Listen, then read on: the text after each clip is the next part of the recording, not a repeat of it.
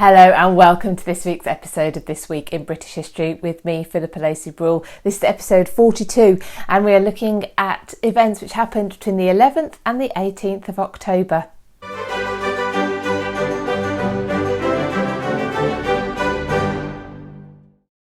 If you're here for the first time, welcome. If you love British history, you are definitely in the right place. So go ahead and hit subscribe and give this video the thumbs up, help spread the word. These episodes go live each week, but if you can't wait that long, then please come and find me on Facebook or Instagram. The links to my profiles are in the show notes. This week is really interesting. We have the birth of Edward VI. We have the first of the executions of the regicides of Charles I, those who had signed his death warrant.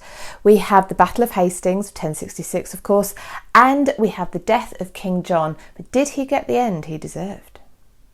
On the 12th of October 1537, Jane Seymour, the third wife of Henry VIII, gave birth to a healthy baby boy in her apartments at Hampton Court Palace.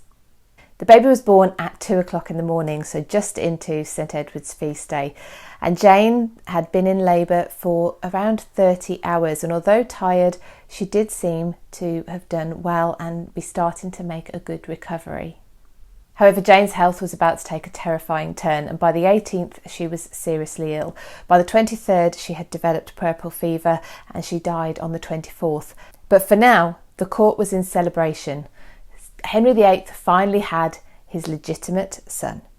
Church bells rang across London, Te Deum was sang across the country, and the Tower of London fired off 2,000 cannon shots. Edward's birth is often referred to as Henry VIII finally getting his legitimate son and heir, the one that he had been longing for and had turned the country upside down in order to get. But I think it's worth mentioning then in this story back to Catherine of Aragon's son, Prince Henry, who had been born on New Year's Day in 1511. Prince Henry lived for a little over 7 weeks, so I would suggest that although Henry would have been overjoyed at the birth of Edward, it can't have been far from his thoughts that children die, and he had suffered that loss in the past. And so when Jane died only 12 days after giving birth to Edward, although also sad and tragic in itself to lose his wife, he must also have been frightened. What if this child doesn't survive? Of course, we know that Edward survived long enough to succeed his father to the throne when Henry VIII died on the 28th of January 1547. On the 13th of October 1660, the first of the regicides responsible for the killing of Charles I was executed at Charing Cross in London. The monarchy had been restored under Charles I's son, Charles II, and he was not going to allow those who had been responsible for the death of his father to get away with it.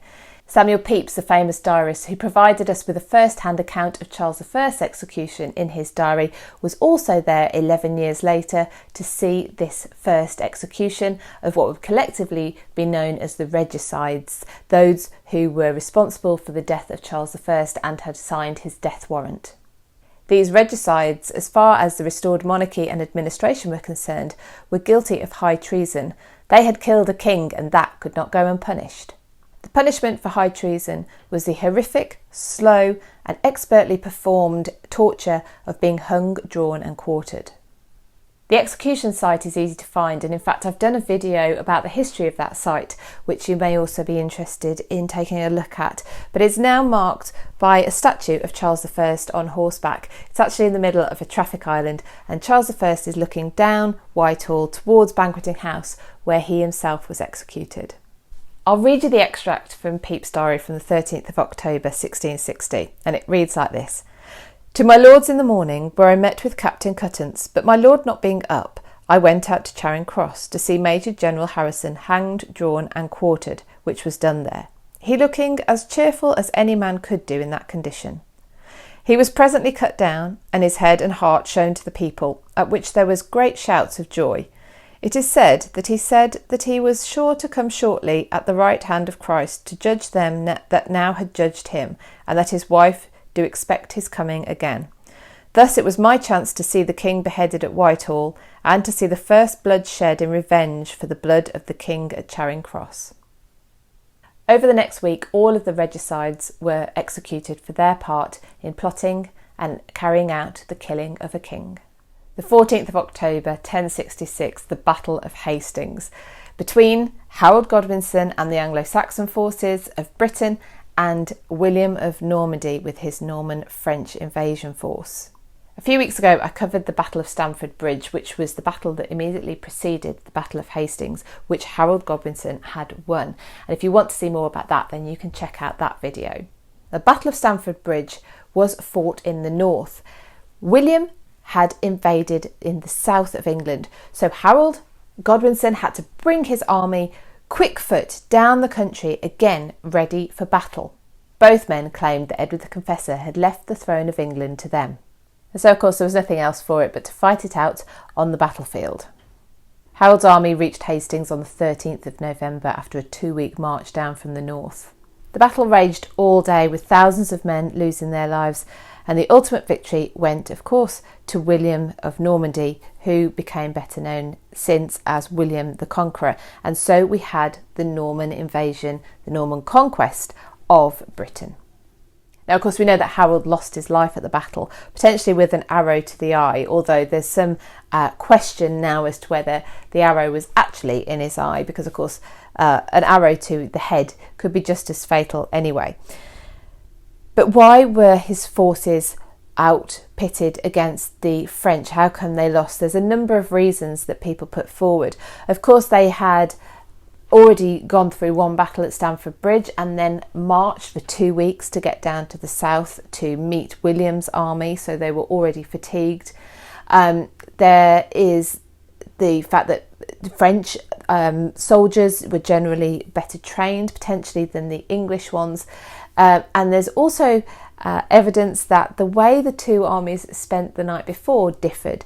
The French in sort of religious preparation for their potential end the next day, and the English more in revelry and drinking and having a good time, which potentially could have affected their performance on the battlefield.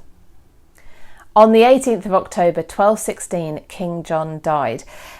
In the Magna Carta special, which I did in June, which I'll provide a link for, we talked about the Magna Carta and how one key factor in its survival was the fact that John died the year after it was brought in, because he was not a fan of Magna Carta and did his very best to wipe it off the face of the planet. Well, of course, we're talking about it here in 2020, so he didn't do a very good job.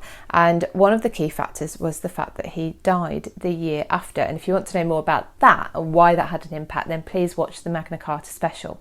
But King John died either very late on the 18th of October or in the very early hours of the 19th of October at Newark Castle in Nottinghamshire. King John was, and still is, a very disliked king. He was a nasty and violent man, responsible for many deaths, including that of his young nephew Arthur. Accounts claim that he had the young man's eyes gouged out, and even that he killed him with his bare hands. He also ordered the death of a wife and son of one of his rivals by imprisoning them and starving them to death. Mark Morris, a historian and author of a book on King John, which I will put on my shop page on my website so you can find it if you like, calls him a total jerk. Perhaps John met a fitting end. After already feeling unwell, he still decided to gorge himself on peaches and cider, after which his symptoms took a severe turn and he died of dysentery.